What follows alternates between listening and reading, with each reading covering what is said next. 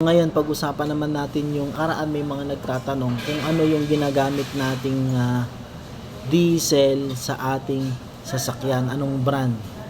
Yung mga kilalang brand na ginagamit ko po sa aking paglalakbay, yung mga subok ko na. Kasi napakaganda na meron tayong mga suking gasolinahan na kargahan natin.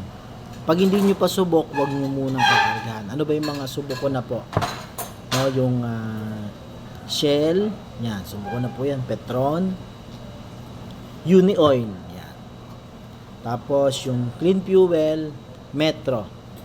Yung iba po ay hindi ko naman po na sinubukan. So yun po yung madalas kong kinakargahan, yung 5 na yon.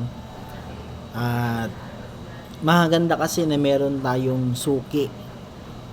Kasi yung mga libre nila tuwing babiyahe tayo at yung mga points na meron sila na promos ay pwede nating ma-avail. Tapos kaya po hindi ako nagkakarga sa hindi ko kilala kasi one time nakapagkarga ako sa ibang hindi ko kilalang gas station ay ayun, nagkaroon ako ng problema dun sa aking makina. Kaya dun kayo sa subok nyo na, no? Magkarga. So pwede nyo i-comment kung ano yung mga subok nyo na gasoline station dyan, no?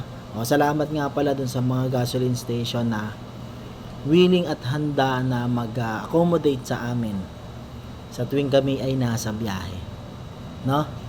Yung mga magagandang i-rate natin yung pinakamagagandang mga CR. Number 1 dyan yung Clean Fuel, maganda CR dyan. May password, kaya napapaganda nila, naiingatan nila. Unioil, ready ka dyan, makaihi palagi, no? Yung the rest, yung Shell, meron sila, pero may ibang Shell, wala. Petron, yan. Patawarin ako ng Petron, pero ang Petron, hindi po ganun ka-accommodate sa CR, sa mga traveler. Yung Metro, meron po yung ayan, may mga urinal naman yung mga yan. So, thanks dun sa ating mga suking gasolinahan.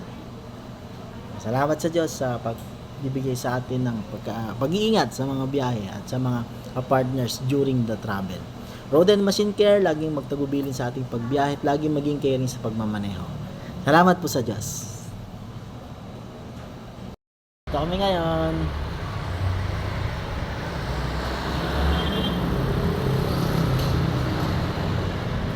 Ito sa may ulap lang kasi.